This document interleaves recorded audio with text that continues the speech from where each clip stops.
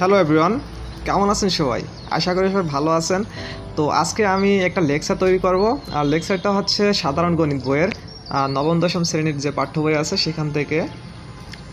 টপিকটা হচ্ছে বাস্তব সংখ্যা।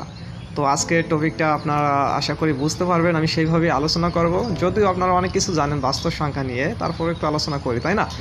জানার তো কোনো শেষ নেই। তো ওকে, চলুন। যে বাস্তব সংখ্যা নিয়ে আলোচনা করার আগে ভাইয়া আমরা একটা বিষয় জেনে নেই। আমাদের যে বাস্তব জগৎ আছে, এই জগতে কিন্তু দুইটা জগৎ, একটা আছে বাস্তব জগৎ আর একটা আছে কাল্পনিক জগৎ। মানে আমাদের যে জগৎটা আছে আমরা কিন্তু দুইটা ওয়েতে ভাগ করি, তাই না? একটা বাস্তব আর একটা কাল্পনিক। খেয়াল করুন যে বাস্তব জগৎটা কেমন আর কাল্পনিক জগৎটা কেমন। অ্যাকচুয়ালি বাস্তব জগৎ মানে কি, আপনি শাসককে যা দেখতে পাচ্ছেন, যা ঘটনাচক্রে ঘটতেছে, এটা হচ্ছে বাস্তব জগৎ। আর কাল্পনিক জগৎ হচ্ছে আপনি যেটা কল্পনার মাধ্যমে ভাবেন বা দেখেন, সেটা হচ্ছে কাল্পনিক জগৎ। এটা মাস্ট, বুঝতে পারছেন? তো চলুন, এখন আমি একটা উদাহরণের মাধ্যমে এই বিষয়টা ক্লিয়ার করব যে আসলে ভাইয়া এই যে কাল্পনিক জগৎটা নাকি, এই কাল্পনিক জগতে আপনি কি দেখেন? আপনি কিন্তু বাস্তব জগতের উপাদান নিয়ে কিন্তু কাল্পনিক জগৎটা তৈরি করেন। কেমন? আপনি কল্পনার মাধ্যমে দেখতে পারেন যে একটা প্লেন নিয়ে আপনি সমুদ্রের তলদেশে যাচ্ছেন। এখানে খেয়াল করুন, এটা কিন্তু আপনি কল্পনার মাধ্যমে দেখতেছেন, বাট হ্যাঁ, তাই না? কিন্তু এখানে যে উপাদানগুলো ছিল, প্লেনটা, তারপর হচ্ছে সমুদ্র, এইগুলা কিন্তু বাস্তব জগতের উপাদান, বাট আপনি দেখতেছেন কল্পনার মাধ্যমে। আমি এই টপিক্সটা আরেকটু ক্লিয়ার করে দিই। ধরুন আপনি এখানে ঘুমিয়ে আছেন, এই যে গোলাকার বৃত্তটা নাকি, এইটা হচ্ছে আপনি। তো আপনি কি করতেছেন? আপনি কল্পনা করে দেখতেছেন, কল্পনার মাধ্যমে দেখতেছেন একটা প্লেন নিয়ে। আপনি কি করতেছেন? মনে করেন এটা প্লেন, এই প্লেন নিয়ে আপনি একটা সমুদ্রের তলদেশে যাচ্ছেন। ওকে, তো খেয়াল করুন এখানে প্লেনটাও কিন্তু বাস্তব উপাদান, আবার এখানে যে সমুদ্র সেটাও কিন্তু বাস্তব উপাদান। কিন্তু আপনি সেটা দেখতেছেন কিভাবে? কল্পনার মাধ্যমে দেখতেছেন। ওকে, সো এটা হচ্ছে আপনার বাস্তব অংশ, এটা হচ্ছে কি কাল্পনিক অংশ। এখন যেহেতু আপনি স্বপ্ন দেখতেছেন বা কল্পনা করতেছেন, তার মানে কি ভাই, আপনার সাথে তার একটা সম্পর্ক আছে না? আর যার সাথে ভালো সম্পর্ক থাকে, মানে কানেক্টেড থাকে, তার সাথে তো আমি প্লাস চিহ্নটা দিই, এটা তো স্বাভাবিক, তাই না? সো আমি যদি ধরি যে আপনি হচ্ছেন এ, আর যে কাল্পনিক পার্টটা আপনার যে প্লেনটা হচ্ছে কি বি ধরলাম, বা হ্যাঁ বি ধরলাম। তো খেয়াল করুন কি পাচ্ছি আমরা? এ প্লাস বি একটা সম্পর্ক পাচ্ছি। এখন কথা হচ্ছে ভাই, এখানে তো এ যদি বাস্তব হয়, বিও তো বাস্তব, কারণ কি বি আর এ তো দেখতে একই রকম, তাহলে কেমনে এটা বিটা কাল্পনিক অংশ হয়, তাই না? তো ভাইয়া একটা জিনিস আপনি কল্পনা করে দেখুন, এইখানে কিন্তু আপনি যেহেতু কল্পনা করতেছেন, সো আমি কিন্তু এই বিয়ের সাথে একটা কাল্পনিক অংশ মানে অ্যাড করে দিতে পারি। আর কাল্পনিক অংশ দেখুন তো এখানে কি দিয়ে প্রকাশ করছে? ছোট হাতের আই দিয়ে। আই শব্দের অর্থ আছে ইমাজিনারি, ঠিক আছে? ইমাজিনারি মানে কল্পনা। এখন বিষয়টা মনে হয় ক্লিয়ার হয়েছে। আপনার এটা হচ্ছে বাস্তব, আর এর সাথে আপনার কাল্পনিক অংশের একটা সম্পর্ক আছে, সেইটাকে দিলাম বিআই। যেহেতু বিটা ছিল কি কল্পনার মাধ্যমে দেখতেছেন, সো বি এর সাথে একটা আই যুক্ত করে দিলাম, হয়ে গেল কি বিআই। এখন আমি সহজে বলতে পারি যে এ প্লাস বিআই, যেখানে এ হচ্ছে বাস্তব পার্ট আর বিআই হচ্ছে কাল্পনিক পার্ট, তাই না? আর বাস্তব জগতের সাথে কাল্পনিক জগতের সম্পর্কটা একটু জটিল হয় না ভাই? অবশ্যই জটিল হয়, তাই না? যদিও মুখে বলি আমি প্লেন নিয়ে উড়ে বেড়াচ্ছি এখানে সেখানে, কিন্তু আসলে কিন্তু জটিল। এটা কল্পনার মাধ্যমে যেটা দেখবেন একটু জটিল না? সো আমি এই যে অংশটা আছে, এই অংশটার নামকরণ করলাম জটিল অংশ। আমি যদি সংখ্যার মাধ্যমে দেখাই, তার মানে আমি এটাকে বলতে পারি জটিল সংখ্যা। আশা করি জটিল সংখ্যার সংখ্যা আপনারা পেয়ে গেছেন। জটিল সংখ্যা কাকে বলে? যাকে দেখতে কেমন এ প্লাস বি আই, এরকম আকৃতির সংখ্যাকে জটিল সংখ্যা বলা হয়। তার মানে আপনাকে যদি একটা সংখ্যা এরকম দেওয়া হয় 5 + 6i, দেন আপনাকে বলা হলো এটা কোন ধরনের সংখ্যা, আপনি ইজিলি বলতে পারবেন এটা হচ্ছে কি একটা জটিল সংখ্যা। কারণ কি, আমি দেখতে পাই এখানে একটা বাস্তব অংশ আছে, বাস্তব অংশের সাথে একটা কাল্পনিক অংশ আছে। তো বাস্তব অংশ এবং কাল্পনিক অংশের সাথে যদি এরকম যোগ আকারে বা একটা সম্পর্ক থাকে, সেটাকে আমরা বলতে পারি জটিল সংখ্যা।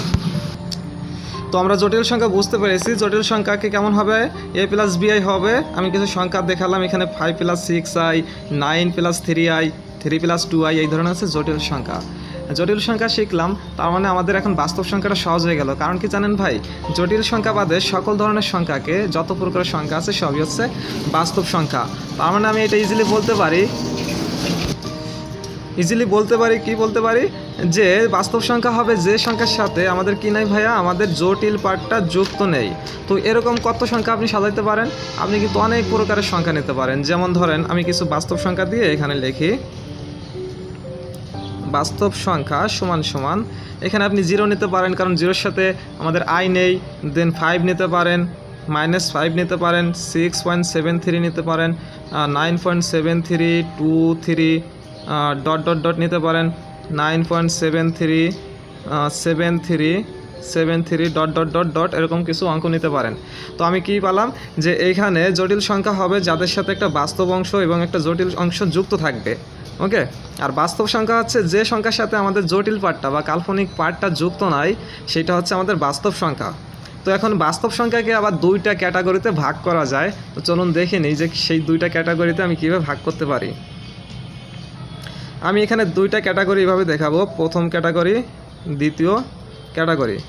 তো প্রথম ক্যাটাগরিতে কয়েকটা আমি সংখ্যা বা অঙ্ক লিখবো, সংখ্যা লিখবো। তো সংখ্যা আমি প্রথম 0 নিলাম, তারপর হচ্ছে +5 নিলাম, -5 নিলাম, 5.2795 5 নিলাম, 5.272727 নিলাম। তো আর এই পাশে যে দ্বিতীয় ক্যাটাগরি আছে এই পাশে নিলাম 5.27345 dot dot dot dot dot, এই পাশে আমরা এখানে ডট ডট দিয়ে দিই। তো খেয়াল করুন, আমরা এখানে প্রথম যে ক্যাটাগরি ছিল এখানে কতগুলা সংখ্যা লিখেছি, দ্বিতীয় যে ক্যাটাগরি আছে সেখানে মাত্র একটা সংখ্যা লিখেছি। ওকে, তো এদের ভিতর কিসের পার্থক্য আছে যে আমরা এই 2টা ক্যাটাগরিতে ভাগ করেছি, বা এই যে সংখ্যাটা আছে এটাকে আমরা অন্য পাশে নিয়েছি? চলুন একটু দেখে নিই, তুলনা করে নিই কেন আমরা ওই পাশে নিয়েছি। আচ্ছা দেখি, এইখানে প্রথম যে আমরা 4টা সংখ্যা দেখতে পাই এর সাথে এর কোনো সম্পর্ক নাই, কারণ এটা হচ্ছে অসীম সংখ্যা আর এটা হচ্ছে কি সসীম সংখ্যা, তার মানে এটার সাথে এটা তো পার্থক্য দেখাই যাচ্ছে। সো এখানে আলাদা লিখতেই পারি। বাট আমি যে শেষের যে অংশটা, ওকে, শেষের যে অংশটা দেখতে পাচ্ছি বা শেষের যে সংখ্যাটা দেখতে পাচ্ছি, এইটাও দেখি যে দশমিকের পর অসীম সংখ্যক অঙ্ক বিদ্যমান, কারণ ডট ডট আছে। আর এইটাও দশমিকের পর অসীম সংখ্যক অঙ্ক আছে এবং ডট ডট আছে, তাই না? মানে ডট ডট মানে তো অসীম সংখ্যক বোঝায়। তো খেয়াল করুন, এই 2টাই যদি অসীম সংখ্যক হয় তাহলে কেন 2টাকে আলাদাভাবে ভাগ করছি? আপনার যদি একটু ডিজিটগুলোর দিকে ফলো করেন তাহলে কিন্তু আপনি পার্থক্য খুঁজে পাবেন। খেয়াল করুন তো, প্রথম যে সংখ্যাটা আছে এখানে 5.272727 dot dot dot dot dot, তাই না? এখানে 272727 মানে দশমিকের পর 272727 মানে এই 27 অঙ্কটা কী করতেছে, বারবার রিপিট হচ্ছে। এরপর ডট ডট থাকা মানে এই 27 বারবার রিপিট হবে অসীম পর্যন্ত। সো যে অঙ্কগুলো দশমিকের পরে নির্দিষ্টভাবে বা ধারাবাহিক একটা প্যাটার্নে থাকবে, সাজানো থাকবে অসীম পর্যন্ত, সেইটা হচ্ছে কি আমাদের প্রথম ক্যাটাগরিতে যাবে। আর দ্বিতীয় ক্যাটাগরিতে কেমন হবে, যারা দশমিকের পর অসীম সংখ্যক অঙ্ক থাকবে বাট এলোমেলোভাবে থাকবে, সেইগুলো হচ্ছে আমাদের দ্বিতীয় ক্যাটাগরিতে যাবে। কারণ এখানে 2 7 3 4 9 5 কোনো নির্দিষ্টভাবে বা নির্দিষ্ট প্যাটার্নে সাজানো নাই। সো এটা দ্বিতীয় ক্যাটাগরিতে আমরা নিয়েছি। তো দ্বিতীয় ক্যাটাগরির নামকরণ করা হয়েছে অমূলদ সংখ্যা, অমূলদ সংখ্যা। আর প্রথম যে ক্যাটাগরি আছে এটার নামকরণ করা হয়েছে মূলদ সংখ্যা। আশা করি মূলদ সংখ্যা এবং অমূলদ সংখ্যা আমরা বুঝতে পারছি। আমরা যদি অমূলদ সংখ্যাটা চিহ্নিত করতে পারি তাহলে আমাদের মূলদ সংখ্যাটা ইজি হয়ে যাবে। তো অমূলদ সংখ্যা কাদের বলবেন আপনারা? বলবেন হচ্ছে তাদের যাদের দশমিক থাকবে এবং দশমিকের পর অঙ্কগুলো এলোমেলোভাবে অসীম পর্যন্ত বিদ্যমান থাকবে, সেটা হচ্ছে অমূলদ সংখ্যা। আর অমূলদ সংখ্যাটা মাঝ বি অসীম হবে। আর মূলদ সংখ্যা কিন্তু সসীমও হতে পারে। দেখেন উপরে যে 4টা অঙ্ক আমরা নিয়েছি এখানে কিন্তু সসীম, গণনা করে শেষ করতে পারেন। কিন্তু এই অঙ্কটা কিন্তু অসীম ছিল, বাট অসীম থাকা সত্ত্বেও কিন্তু মূলদ সংখ্যা হয়েছে, কারণ এটা নির্দিষ্ট একটা প্যাটার্নে সাজানো আছে। আশা করি বুঝতে পারছেন। ওকে, তো চলুন আমরা এখন শিখে নেব যে আমাদের গণিত বইতে মূলদ সংখ্যা এবং অমূলদ সংখ্যা সম্পর্কে কিভাবে গাণিতিক সংখ্যা দিয়েছেন সেই সম্পর্কে একটু আলোচনা করব। ওকে,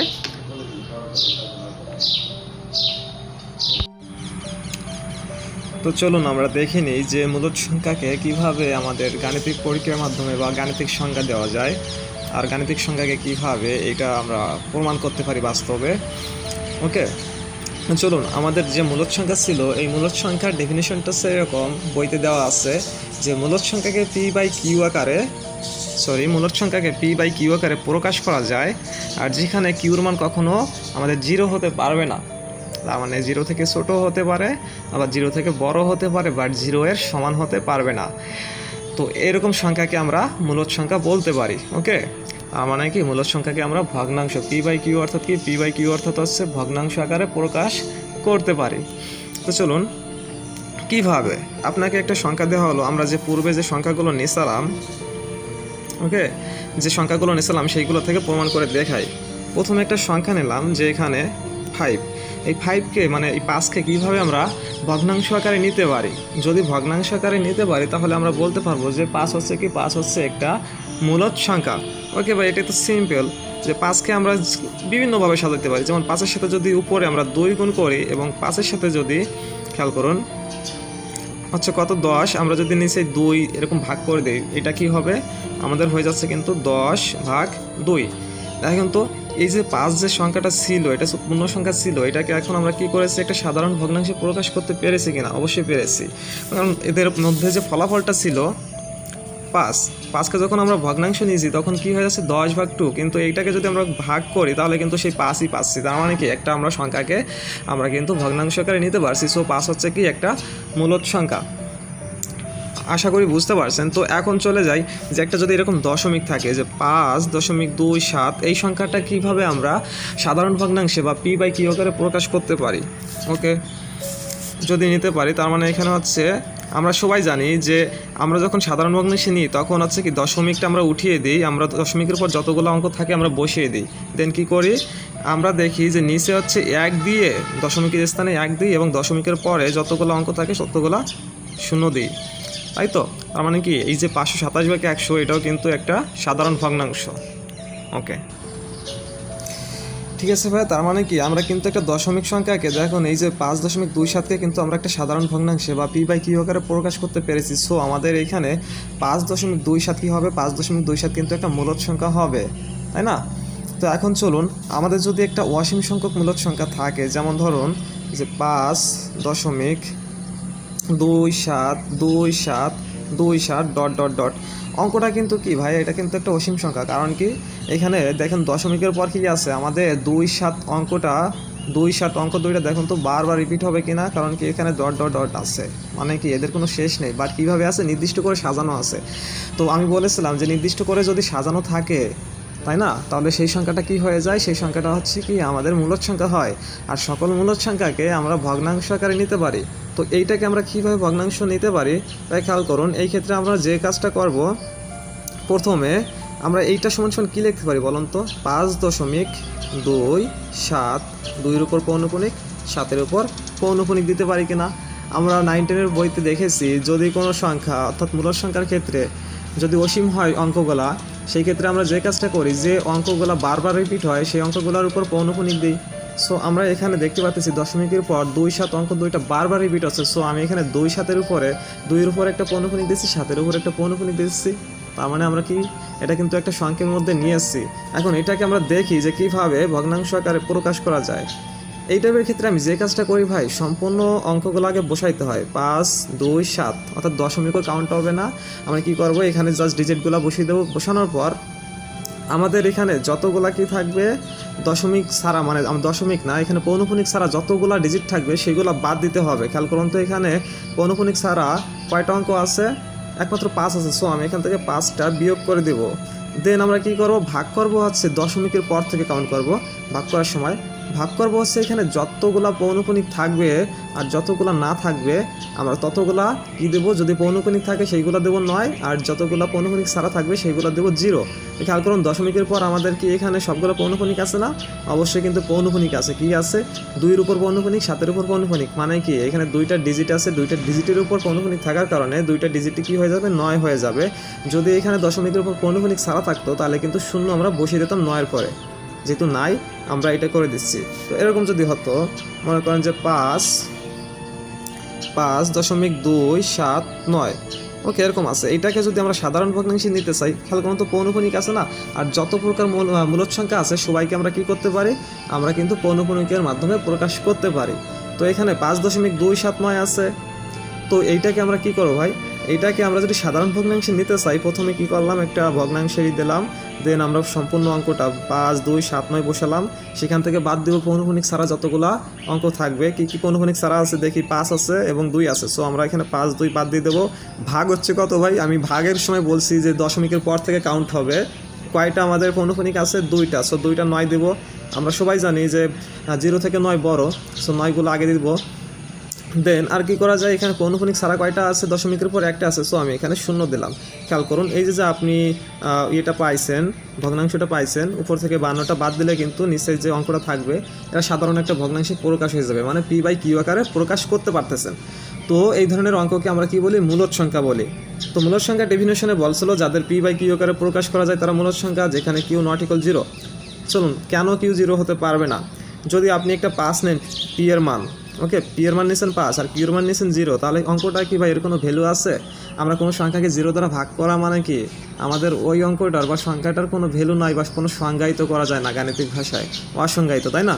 সো আমাদের এই কারণে বলছে যে কিউর মান কখনো 0 হতে পারবে না, এটা হবে 0 থেকে বড় অথবা 0 থেকে ছোট। আশা করি মূলদ সংখ্যা বুঝতে পারছেন। তো আমি দেখেন এখানে একটা পয়েন্ট লেগেছি যে সকল সসীম সংখ্যক সংখ্যাকে মূলদ সংখ্যা বলে। সসীম মানে কি, যাদের আপনি গণনা করতে পারবেন, যাদের একটা লিমিট আছে, এই ধরনের সংখ্যাকে বলবো আমরা কি সংখ্যা, মূলদ সংখ্যা বলবো। যেমন এই যে ধরেন 5, 2, 0, 0.3, 5.79, 10, এইগুলো হচ্ছে কি, এইগুলো হচ্ছে সকলে হচ্ছে কি আমাদের, এইগুলো হচ্ছে মূলদ সংখ্যা, কারণ ভাই এদের আপনি গণনা করে শেষ করতে পারবেন। ওকে, পয়েন্ট নম্বর 2 বলছে যদি সংখ্যাটি দশমিক ভগ্নাংশ থাকে, মানে একটা সংখ্যা যদি দশমিক আকারে থাকে এবং যদি সেই অঙ্কটি মানে দশমিকের পর অঙ্কগুলো যদি অসীম হয়, তাহলে কি করো ভাই, দেখেন তো, দশমিকের পর অঙ্কগুলো যদি ধারাবাহিক বা নির্দিষ্ট প্যাটার্নে সাজানো থাকে সেটিও মূলদ সংখ্যা হবে। মানে আপনার একটা মূলদ সংখ্যা কিন্তু অসীম হতে পারে, তবে সেইগুলো কেমন হবে, অসীম হলেও দেখা যাচ্ছে যে দশমিকের পরে আমাদের অঙ্কগুলো নির্দিষ্ট প্যাটার্নে সাজানো থাকবে, তাই না?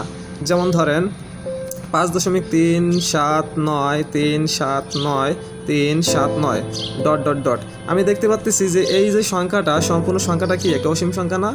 কারণ কি এখানে ডট ডট আছে, মানে কি আপনি গণনা করে শেষ করতে পারবেন না। বাট আমরা খেয়াল করছি যে এখানে অঙ্কগুলো কেমনভাবে আছে, দশমিকের পর 379 379 379, মানে 379 এই তিনটা অঙ্ক বারবার রিপিট হবে, সেইটাই আমাদের বলা হচ্ছে এখানে। আর আমরা বলেছি যদি নির্দিষ্টভাবে সাজানো থাকে বা বারবার রিপিট হয় একই অঙ্ক, তাহলে সেই সংখ্যাটি হবে মূলদ সংখ্যা। আর এইটাও কিন্তু আমরা কি করতে পারি, পি বাই কিউ আকারে প্রকাশ করতে পারি। সেটা তো আমি প্রথমেই দেখাইছি যে একটা অসীম সংখ্যক মূলদ সংখ্যাকে কি করতে পারি, আমরা এরকম পৌনঃপুনিকের মাধ্যমে দেখাতে পারি। আর পৌনঃপুনিক থেকে সাধারণ ভগ্নাংশ কীভাবে নিতে হয় সেটাও কিন্তু আমরা অলরেডি জেনে গেছি। তাহলে চলুন ভাই এখন আমরা একটু অমূলদ সংখ্যা নিয়ে আলোচনা করি। অমূলদ সংখ্যাকে আপনি কখনো পি বাই কিউ আকারে প্রকাশ করতে পারবেন না। প্রশ্ন হচ্ছে কেন পারবো না, তাই না? তো চলুন আমরা দেখে নিই।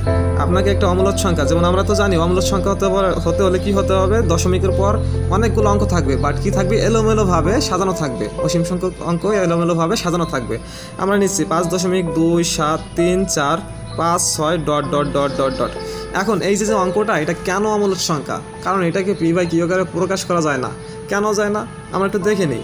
আচ্ছা ভাই, আমি তো সাধারণত জানি যে এইখানে দশমিকের পর যতগুলো অঙ্ক থাকে আমরা কি করি, প্রথমে সম্পূর্ণ সংখ্যাটা বসিয়ে দিই, বসানোর পর আমরা দশমিকের স্থানে ভাগ করার সময় 1 দিই এবং দশমিকের পর যতগুলো অঙ্ক থাকে ততগুলো কী করি, আমরা শূন্য বসিয়ে দিই। বাট আপনি এখানে দেখুন তো, এই যে অসীম অঙ্কটা আছে, সংখ্যাটা আছে, আপনি এখানে শেষ করতে পারবেন? 5 2 7 3 4 5 6 এরপর কী কী সংখ্যা আছে আপনি জানেন? জানেন না, কিন্তু আপনি কিন্তু জানেন না এরপর কী কী অঙ্ক আছে, আপনি কিন্তু শেষ করতে পারবেন না। সো আপনি যদি শেষই না করতে পারেন, তার মানে কি আপনি কি নির্দিষ্ট অঙ্ক দ্বারা ভাগ করতে পারবেন? পারবেন না। আপনি শেষই করতে পারতেছেন না, একটা লিমিটের ভিতরে আনতে পারতেছেন না। সো এটাকে কী করতে পারবেন না, আপনি ভাগ করতে পারবেন না। তো এই কারণে এটা হচ্ছে কি আমাদের পি বাই কিউ আকারে প্রকাশ করা যায় না। সো এইটা কখনো আমাদের মূলদ সংখ্যা হতে পারবে না। তো পয়েন্ট আচ্ছা 2 নম্বরে বলা হচ্ছে যে দশমিক ভগ্নাংশে থাকবে, মানে একটা অমূলদ সংখ্যা হতে হলে কি হবে, অবশ্যই দশমিক ভগ্নাংশে থাকতে হবে। আর দশমিকের পর অঙ্কগুলো এলোমেলোভাবে অসীম পর্যন্ত বিদ্যমান থাকতে হবে, এইটা বলছে। তার মানে কি আমি দেখতে পারি যে দশমিক থাকতে হবে, তার মানে একটা সংখ্যা নিব, ধরলাম এখানে 2 দশমিক, এরপর দশমিকের পর অঙ্কগুলা এলোমেলোভাবে অসীম পর্যন্ত বিদ্যমান। আমি এখানে অনেকগুলো অঙ্ক নিব, মানে অসীম পর্যন্ত, সেগুলো কি থাকবে, এলোমেলোভাবে সাজানো থাকবে। যেমন 2.3 4 5 6 7 1 ডট ডট ডট ডট। তো এই ধরনের যদি কোনো অঙ্ক দেখেন বা সংখ্যা দেখেন, তাহলে সেটাকে কি বলবেন আপনি, সেইটাকে বলবেন অমূলদ সংখ্যা। বোঝা গেছে ভাইয়া? তো আজকে আমি এই পর্যন্তই শেষ করব, কারণ বড় লেকচার করলে আপনাদেরও সমস্যা হবে। আমি চাবো যে বাস্তব সংখ্যা থেকে এমনভাবে লেকচারগুলো দিতে আপনাদের যাতে বুঝতে অসুবিধা না হয়। আশা করি আজকের লেকচারটা অনেকটাই বুঝতে পারছেন। টোটালি মনে রাখবেন দুইটা পয়েন্ট। মূলদ সংখ্যা মানে কি, যারা সে সসীম সংখ্যক অঙ্ক থাকে এবং দশমিকের পর অঙ্ক যদি থাকে সেইগুলা কি থাকবে, নির্দিষ্ট করে সাজানো থাকবে। যদিও অসীম হয় কি থাকবে, নির্দিষ্ট করে সাজানো থাকবে। আর আমাদের অমূলদ সংখ্যা কি, অমূলদ সংখ্যা হচ্ছে একটাই, সেটা হচ্ছে দশমিক থাকবে, দশমিকের পর অঙ্কগুলো এলোমেলোভাবে অসীম পর্যন্ত বিদ্যমান থাকবে, সেটাকে হচ্ছে অমূলদ সংখ্যা বলে। তো আগামীকাল দেখবো যে মূলদ এবং অমূলদ সংখ্যা থেকে কিভাবে কোশ্চেন করা হয় এবং সেটা কিভাবে আমরা সহজে বুঝতে পারবো যে কোনটা মূলদ এবং কোনটা অমূলদ।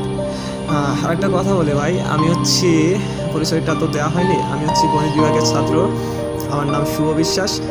আর হ্যাঁ, তো আমি চাচ্ছিলাম কিছুদিন ধরে যে গ্রুপে তো পোস্ট করা হয় না, তো গণিত নিয়ে তেমন একটা পোস্ট করা হয় না, ভাবলাম নিজেই একটা ভিডিও তৈরি করি আর প্রতিদিন পোস্ট করতে থাকি, দেখি কি হয়, যদি কিছুটা উপকারিত হন আপনারা।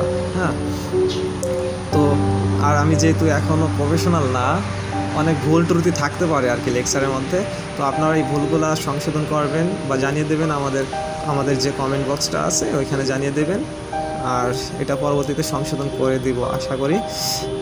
যাক, ভালো থাকবেন সবাই, টেক কেয়ার, ওকে